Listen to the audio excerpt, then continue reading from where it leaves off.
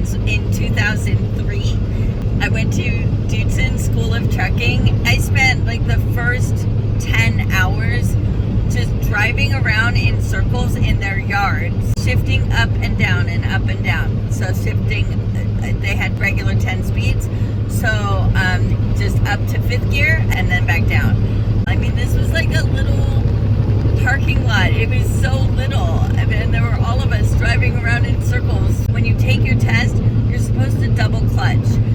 And also, when you drive a semi, you don't push the clutch all the way down. You only push it down like 2 inches or so. Just enough for it to engage, and then you knock your stick out of gear and then back into the next gear.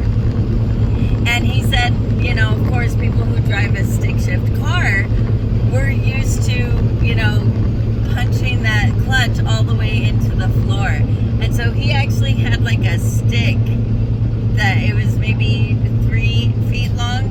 And I remember Milkman once saying, "What's he do with the stick?" And I said, "Oh, it's so that I don't push the clutch all the way down into the floor." And he goes, "What, if you do that, he hits you with it?"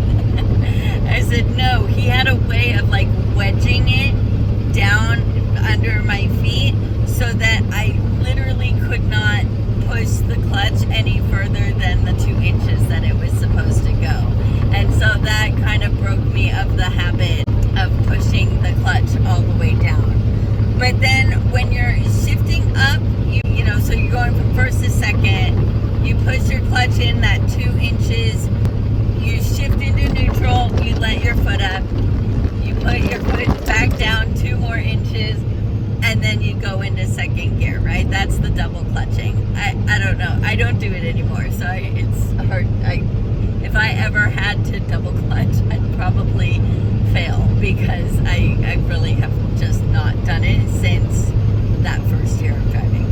But when you're downshifting, you need to get your RPMs down to a somewhat low range.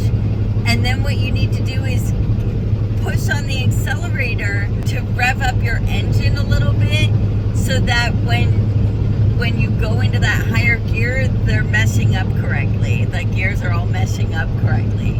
And that takes a lot of doing. I mean, even with the clutch and everything, that it's all a lot of brain power, and it's not the same way that you drive when you're driving a car. Trying to just figure out how to work the clutch and how to do all the shifting. So that took me a long time.